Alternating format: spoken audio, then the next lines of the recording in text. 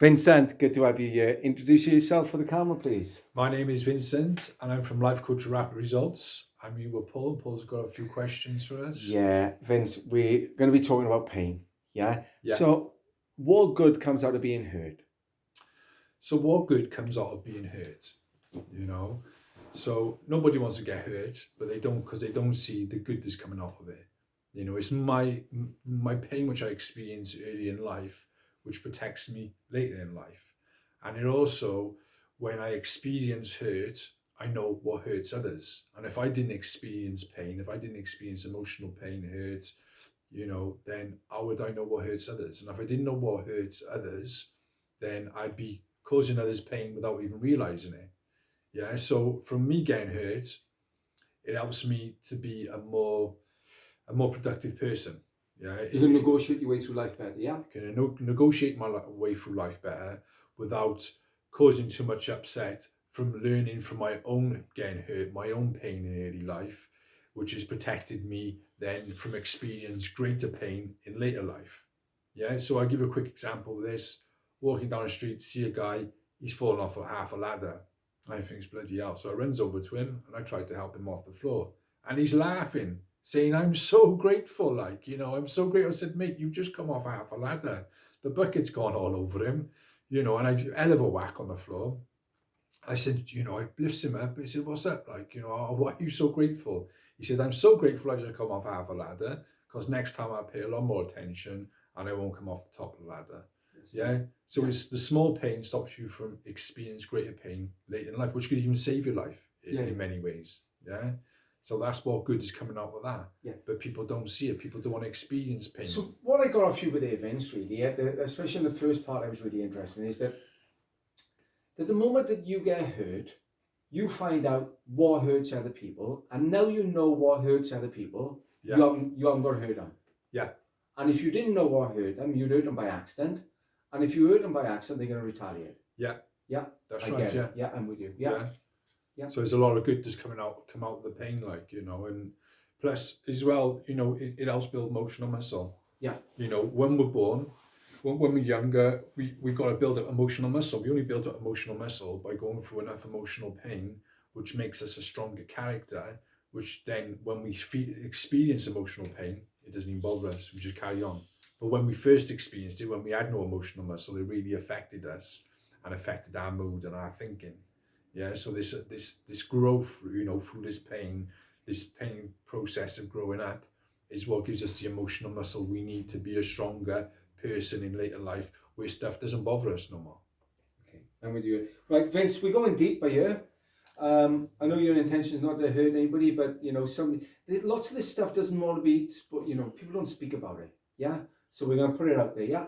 Yeah. Okay. So the next question, a bit deeper. Yeah. What good would come out of addiction? What good comes out of that? So what good comes out of addiction? What good comes out of someone suffering? Say someone's parents suffering a bad addiction. So let's have a look at this. For the family and for the parents, it's terrible.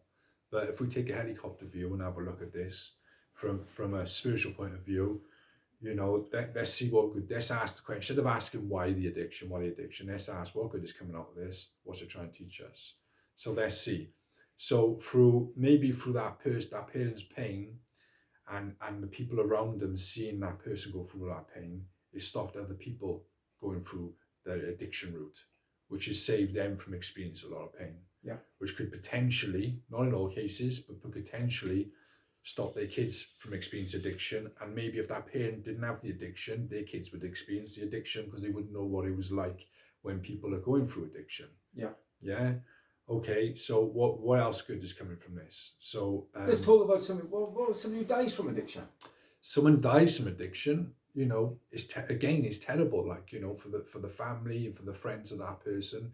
But let's take a helicopter view of this again. Let's see, okay, this person died, but in the case of this person dying, is maybe saved 3, 4, 5 people have took note of their own addiction and come in and done something about their addiction, which has prevented them from dying.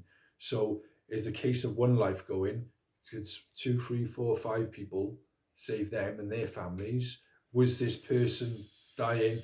you know, in the grand scheme of things, you know, there was a lot of good that's coming out of this person dying. Yeah. Well, it wasn't pointless, was it, when you No. do it from that point of view, yeah? It's yin and yang, innit? It's an energy. Everything we do, everything we say is an energy. We put it as an energy we're constantly pushing out, like, you know. Yeah. And these energies is what shapes and helps others or does not help others in many different ways. And it's the negatives that helps others more than any positive. Yeah. It's So the people are seeing how not to do life. Yeah.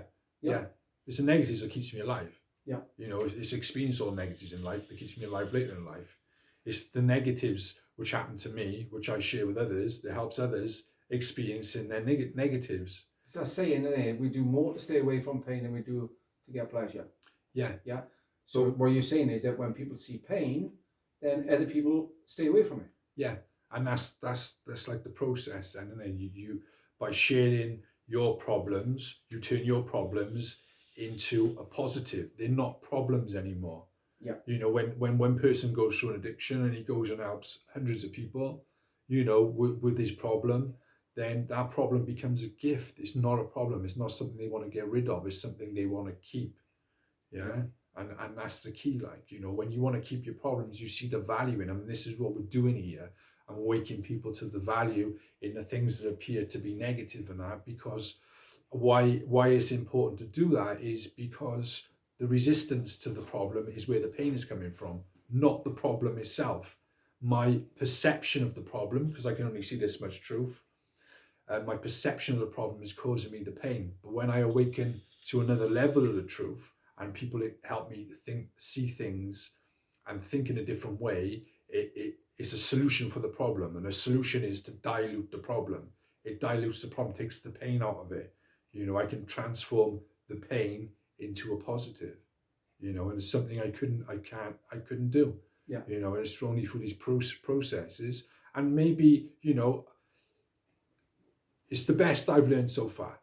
You know, if someone can show me any better or tell me any better, please drop a comment, get hold of me, speak to me, like, because I've been learning for many years now, like, you know, all different therapies, counseling, psychology, psychotherapy, you know, we've gone deep into it all, like, you know, and this is the most powerful stuff which we have found to ease people's pain and turn problems into solutions, negatives into positives, and give people the power to have control over their own emotions. Thank you, Vince. Right, Vince, we said we was going deep, yeah, and some of these things, like I already said, people don't want to speak about, and we're going deeper. Are you ready for this? Yeah, come on. Okay. What you got for me? Okay, so I'm going darker because, like, you know, if we have anything, you know, examples of something easy by you, then, you know, people say, yeah, that was easy to get over. But let's go for the deeper ones, because you've got, the way I look at this, you can get over the deeper ones, then everything underneath that must be easy. Yeah. So let's go dark. Okay. Yeah. Rape. Someone getting raped. Yeah. You know, it caused a lot of controversy here. Like, you know. Yeah. You know. So let's see what good could come out. So let's turn the problem into the solution. Yeah. Yeah. I don't mean to cause anyone any harm. This is just stuff which I've been learning, you know, and which I'm putting out there, which has been tried and tested to work for many people, like, you know, and hopefully it can work for you if you can apply this way of thinking to your problem. You know, it's a terrible thing that happens, you know, terrible for the person, destroys people's lives and that, but we gotta take that person aspect out of it, and we gotta see things from a helicopter view again. You know, let's take the emotions out there, let's see from a helicopter view. And I give you a little example. Someone came to me, experienced a rape as a young kid, you know, and I was saying, look, so I started to speak to him. I said, you know, he was in the mid-30s. They had a daughter, and I had a daughter, I think she was 14. And I was speaking to him, going through this stuff, like, you know, she really struggled with this, never really spoke to anyone about it. And she opened up to me and she's speaking about it. And she was saying about, and I asked her some questions, you know. So I said, okay, then, you know, you experienced this as a youngster, but how has this shaped you now? So let's have a look at this. So you've got a daughter, she's 14, yeah? Yeah. So does she stay out late at night? Oh, no, I make sure she's home at a certain time. So where does she go partying and that? Or no, I make sure she, who she's with. I know who she's with. I know the mothers. I know the kids. Like, I got their phone numbers and that. Okay, then what's she dressed when she goes? I make sure she's dressed. No short skirts on and all that. Because I know what youngsters can be like. Okay. So I said, okay then. So would you say, because of your past experience, your past trauma, today it's made you like that with your kids? And maybe if you didn't experience that past trauma, you'd be a different parent. Maybe letting them go out late, go out partying, be in the wrong crowd, and run with the wrong dress in inappropriate ways. Because you wouldn't have experienced that pain from your past, and that there's people out there that do bad things because it's been done to you, and you wouldn't be able to prevent it. You wouldn't be able to put them things in place to prevent that happening to your daughter. Would you think that's possible that could happen? And she thinks about it and she goes, well, yeah, it has. That's why I'm so strict on that. That's why I'm on the ball with everything. So I said, okay, then maybe if I come and say I could be magic, no, I could take away that trauma from you. But if I took away that trauma from you, it could quite possibly happen to your youngster. Would you want the trauma to happen to you, or would you want the trauma to happen to them? No, I'd rather it happen to me. Yeah, and then that's when you turn the problem into a solution then. Yeah, because then you can see that your past pain has kept the people around you safe. The people you care about your most, the thing that appeared to be so bad actually turned out to be something positive later in life. Yeah, and that's the key to it. Like, it's turning that problem into the solution. It's that problem which you now use is to keep people safe around you, which then transforms your problem. And what people need to do is, when they experience bad traumas, the best way to treat a trauma is to go out and help others with your experience. Because the most selfish thing in the world someone can do when they've experienced a trauma like that is to keep it to themselves, and not share it. Because when you share something like that and you're helping people get through them difficult times, preventing them from experiencing them things, and saving people, you're turning that poison that can be deep in your soul from what happened to you into a medicine to treat the trauma, to treat your own trauma. So maybe someone that's experienced a bad trauma could go out and save many and help many people from their experience. So we're looking in the grand scheme of things, in the yin and yang energies, with this one person experienced that rape that's helped hundreds of people, was that a good thing or a bad thing in the grand scheme of things? And it's just learning how to see things differently. Again, you think it can make you sick, so you think it can make you well. It's a thinking problem. We got a thinking problem. Yeah. What come to mind at the end of that, Vince, was that, you talked about this person going out and helping hundreds of people kind of thing. And what come to mind was the positive emotion that person would have for helping all them people. Life transforming. Yeah. So emotion. The gift, if you like, for maybe ever in a day. Yeah. Yeah. That the positive feeling that you having for helping other people. Yeah. Yeah? And you would only be able to help them people had you gone through the experience. Yeah. Because you wouldn't be able to help them. If someone come to you and went, oh, this happened to me, and you go, well, it didn't happen to me. What good? How could you help them? It's the same with, if I needed help with someone, I'd have to find someone who had actually been through it, that can relate on a level. There's not someone that's been to university or something that can relate on that level and build up that rapport in minutes, like no one else can do. Yeah. And that's the power of it, like, Okay. We're talking, Vince, about transforming problems into solutions, if you like. Yeah. Yeah. Resolving these problems, as you mentioned there. So tell me, what would the world look like in the event you could do this with everything and you had no problems at all in this world? So you mean problems or negative in general, or? I mean, saying, you know, talking about all the we've been bad, talking about some, you know, bad things that's going on in the world, and that's evil. just, yeah, that's just been you just touched on one or two things. There's so much crime, there's so much everything that's going on in this world that, you know, obviously none of us want to happen. What would life look like in the event that nothing like that happened? If you took away all the bad, you would automatically lose all the good. Life would be flat, boring, and worthless. You know, it's everything is comparison. Every single thing in life is about from comparison. You know what sad is because you know what happiness is. Yeah. You know what companionship is because you know what loneliness is. You know it's everything. You know what hate it. You know it's everything is comparison. If you've got nothing to compare it to, then say you took away all the bad and you felt good all the time, that good would slowly fade into flat, boring, and worthless. Yeah. Same as if you took away all the good and was just left with all the bad would fade away into flat, boring, and worthless. So what you're saying is that once you take all the bad away, the worst of the good becomes bad. Yeah. So if we took away all the bad, I got all the good, right? Then the least of the good becomes bad. That becomes my negative emotion, and then let's take away that, then that becomes bad, you know, and it just goes on and on and on. So there's for nothing instance, left. so you're always gonna react to you react to the least of the positive as you would to the bad. You know, as people in this world, in the UK now, they will experience problems and they react to them problems like they're third world problems.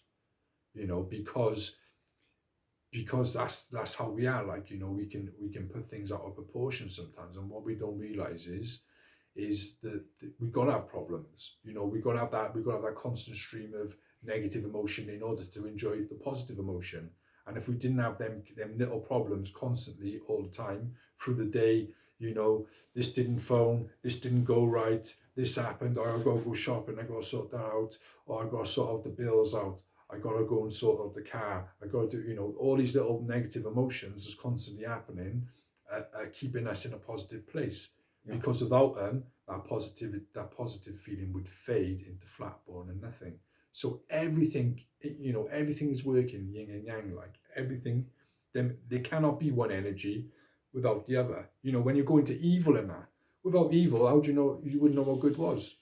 You know, and this terrible stuff that goes on. I understand that, like, you know, I'm not justifying that in any way, shape, or form, but it's the evil that goes on that stops a lot of other people from causing evil. You know, it's just, it's endless, like, you know, but you gotta train yourself to be able to see things in a different way and stop asking why, start asking what good is coming out of this, what's it trying to teach you. And by asking them two questions, I see the world from a different angle, you know, and that's what I needed. I need to start seeing this world from a different angle. Do I see this world from a hostile point of view, where life is happening to me and I'm a victim? Or do I see this world from a happy point of view, where everything's working for me and it's not working against me? And the reason I need to make that decision, because this is Einstein's famous quote, you know, do I see the world from a hostile point of view or a friendly point of view, is the most important decision anyone will ever make. Because if whatever I decide, which is a decision, I make that decision, do I see it from that way or that way, I will look for all the ways to back up that decision. Like, I will attract that energy. So I've got to be careful how I see things. Like, you know, it's very important, because that can be a lot of cause of my pain, you know. That's awesome, Vince. Awesome. Thank you for explaining that. That's been great. So is there anything you'd like to end with, Vince? How can we get hold of you? Life Coach Rapid Results, my number will be on my page. Check out my Facebook page. I'm on Google. I'm on yell.com. You know, just tap the number, get my number, and give us a shout. And this is not just for people, you know, with addiction. This is for anyone. You know, this is for anyone who's experienced trauma. This is for, like, I transform people, just everyday normal people. You know, they're just suffering and they just haven't been able to get that instant relief or that knowledge to transform them emotions and transform the way they think in such a quick, rapid way as the way we do it. So thank you for joining me today, and I wish you well, and you all take care. Excellent. Thank you, Vince. Thank you.